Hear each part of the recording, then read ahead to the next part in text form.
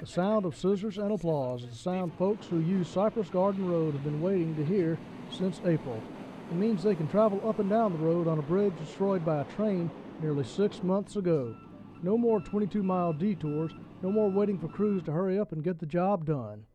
On April 28, 2014, a CSX train derailed and struck the bridge, causing it to collapse, leaving behind a muddy mess and a long detour for area residents just to get to work or get into Moncks Corner for groceries and shopping. No one was hurt, but Jason Goodyear became a folk hero after stories of him jumping the collapsing bridge in his pickup surfaced. When Goodyear approached the collapsing bridge while driving home from work, he had to use his truck much like the General Lee on the Dukes of Hazzard. Goodyear believed he had no choice.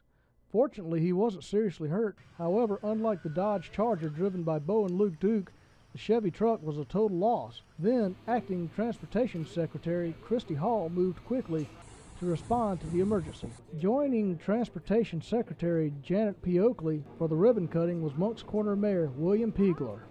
Really pleased with the response from Jim Rozier and James Law. They kept us informed, and they were really, part of the community, and they gave everybody a sense that this was not a back seat matter. It was something that needed to get done, and even though it was an inconvenience, we were glad to have them on our team. As soon as Governor Nikki Haley declared a state of emergency, SCDOT qualified for funds provided by the Federal Highway Administration.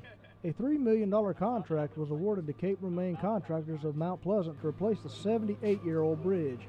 The contract called for a no-excuses deadline of October 25, 2014.